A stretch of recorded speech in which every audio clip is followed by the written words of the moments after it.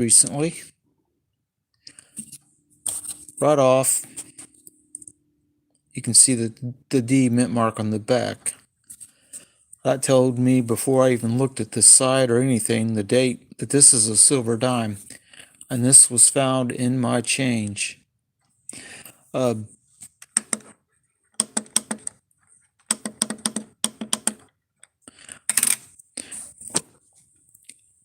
a little wear and tear, but it comes up with 2.5 grams, which, well, 2.48. That's about where they start. Now, this, I just recently got this Arlene's Barber quarter, and the date's gone.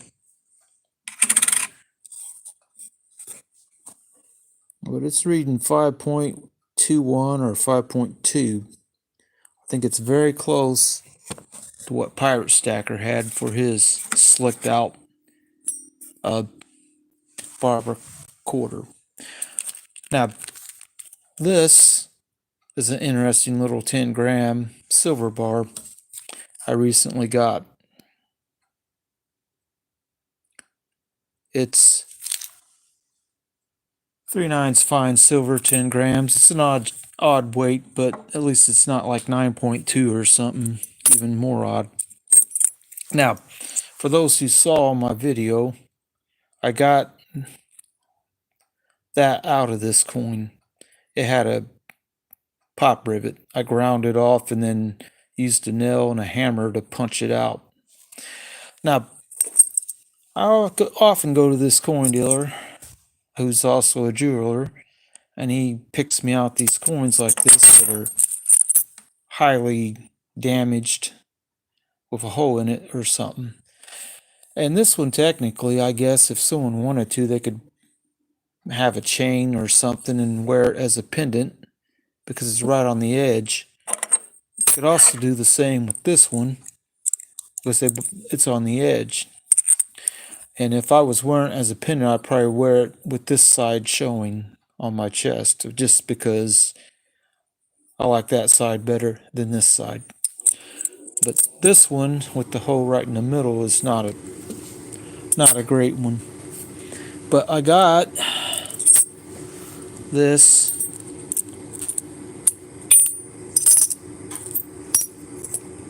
three standing liberties, the Barber in that $50 for under melt today when I bought it, which 90% silver is worth about 89 cents a gram.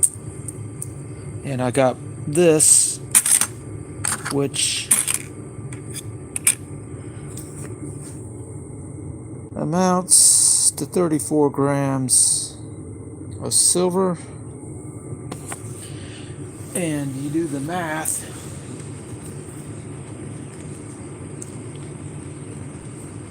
$34.6 times 80. I think I put that in there. Let's just put it in.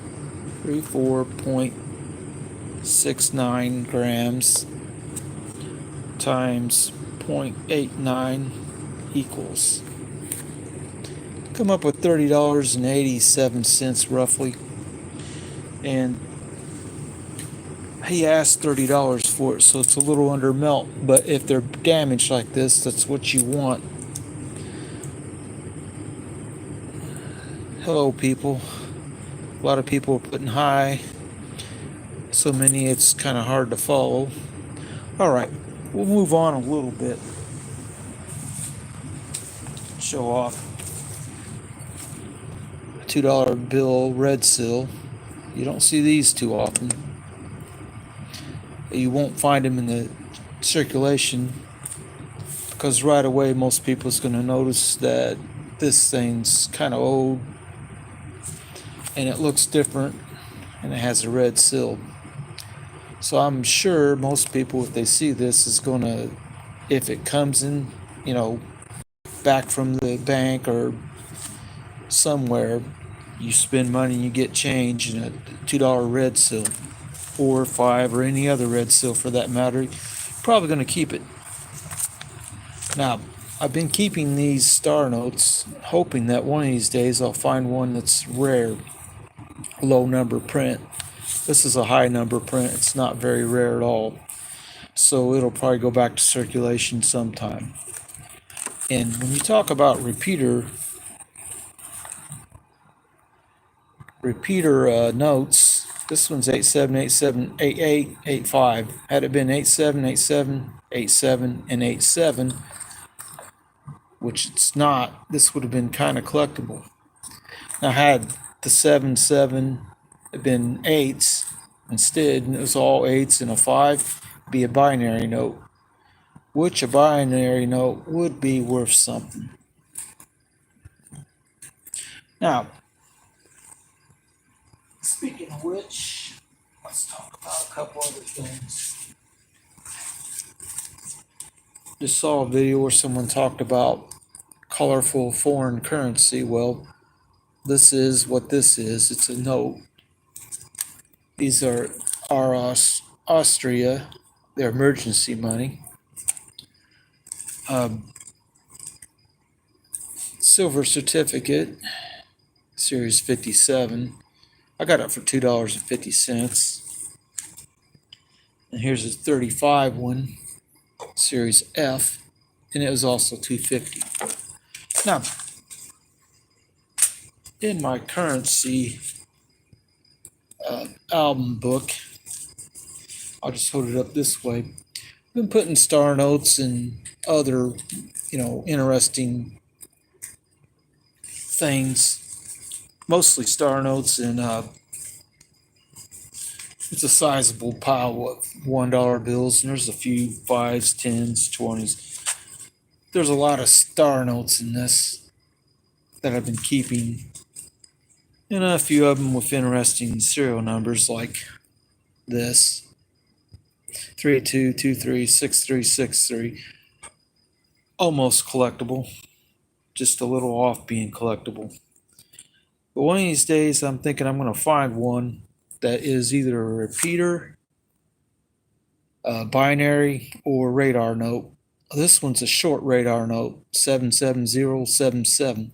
Radar means the same forward or backwards. And then there's bar notes, which are series 63A, Joseph A. Barr.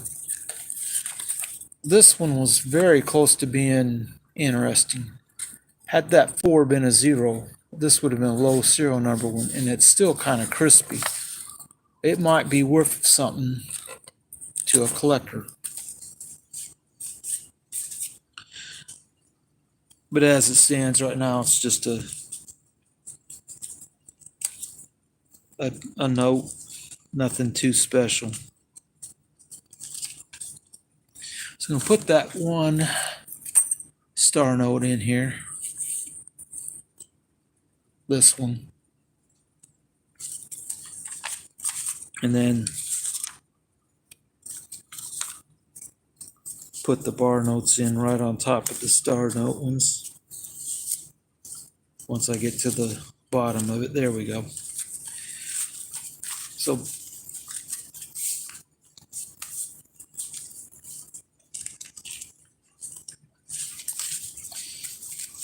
it is a reasonably thick stack of dollar bills, coins, or not coins, but ones. And you can see the stars back there as I thumb through, and a few that are interesting serial numbers. Most of this is very common, and a lot of it's probably going to just go and be spent eventually. But I don't need the money for nothing right now, so it's not going anywhere.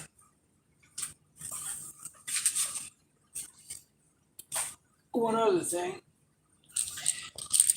I'm filling this copper, or this coffee jar with copper memorial cents, because last time I checked, copper is worth about $2.40 or 50 cents per dollar.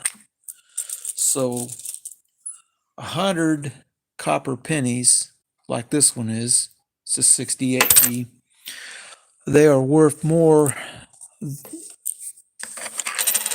in copper than what they are as pennies.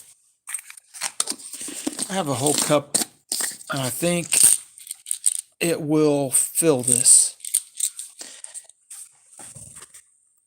And then we're going to find out if the round jar holds more than this, and I think it probably will, even though these are both the same amount of coffee in the coffee jar, 3.5 ounce.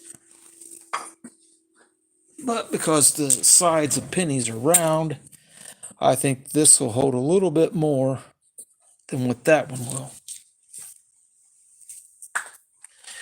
But then I'll buy fractional silver bars like this. This is 10 grams, 3/9's fine. I will buy them if the price, and the price on this one was $13 at the time. 3/9's fine silver, put this barely over melt. Usually a silver bar like this, fractional, will be much more costly than 1 ounce ones are. But anyway, I don't have a whole lot more to talk about. But just remember, if you're buying U.S. junk silver and it's damaged,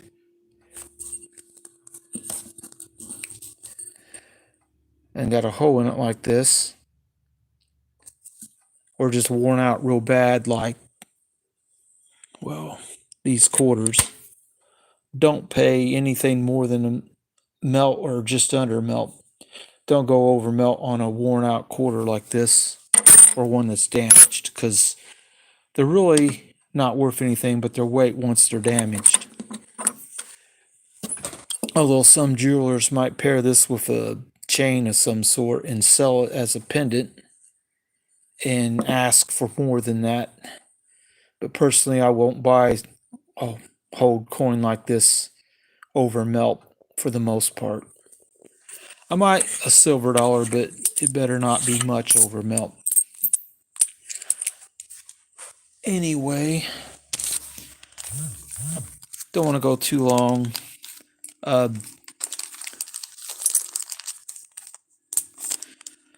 But, that's pretty much what I got for you tonight. And we will talk to y'all again soon, because I really don't have anything else left to talk about.